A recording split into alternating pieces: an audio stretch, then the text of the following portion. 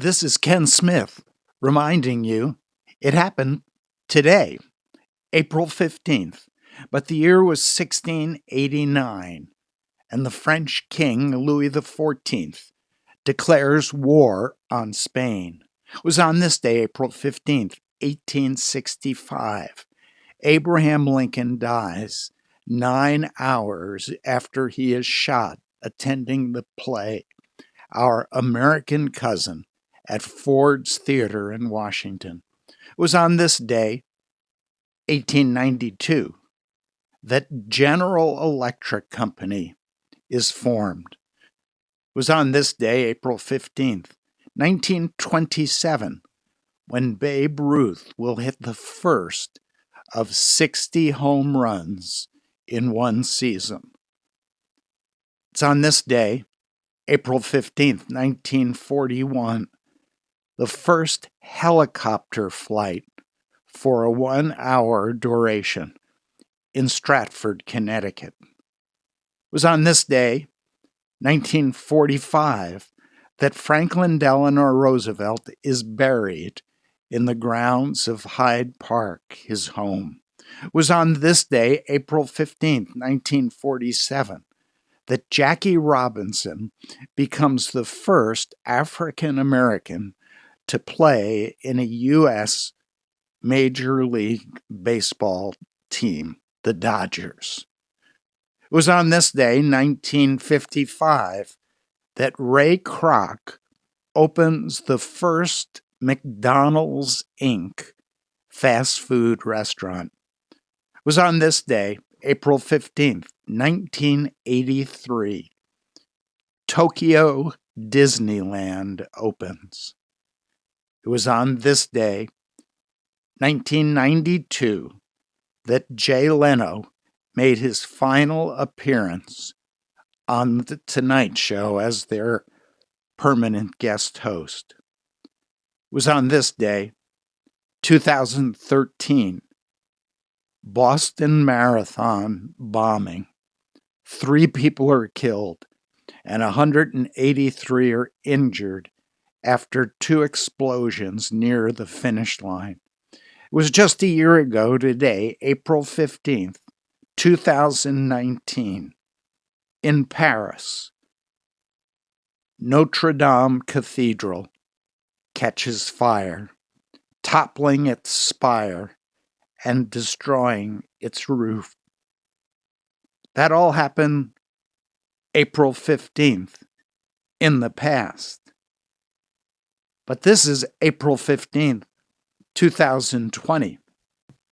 With the spread of the virus, what are now the rules for standing online? It's become a problem, a complication.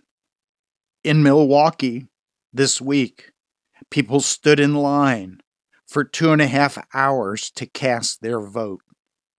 They stood very close to one another.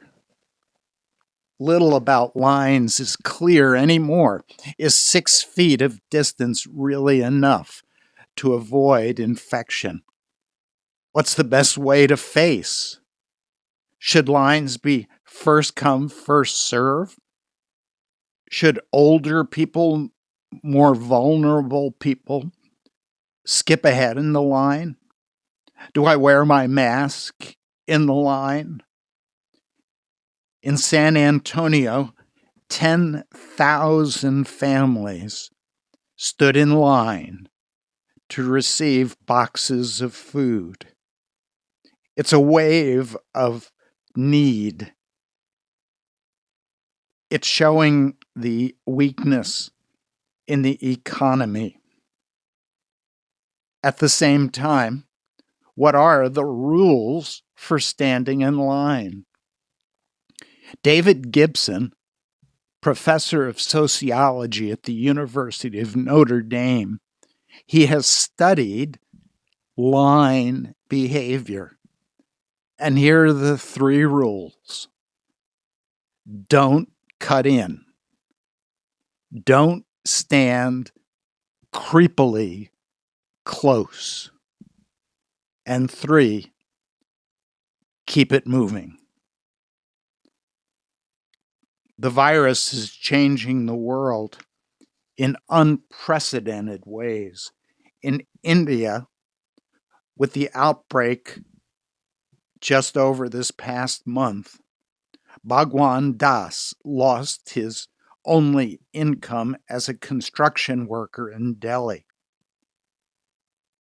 Then, not able to pay his loans, the loan sharks approached him.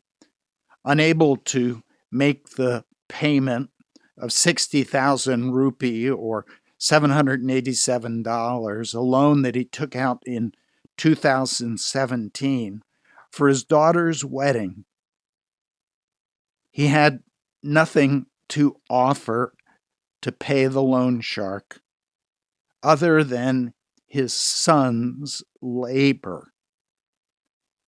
My son, he says, works on the money lender's farmland now. The lender gives him food, but no wages. We have to repay the loan, and we'll do whatever work he gives us.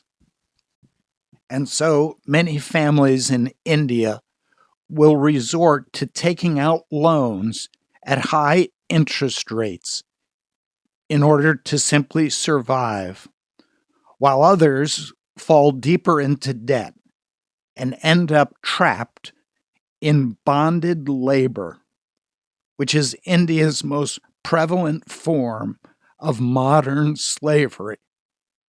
At least 8 million workers in India are trapped in this slavery system. The only answer, the only resources that they have is their labor.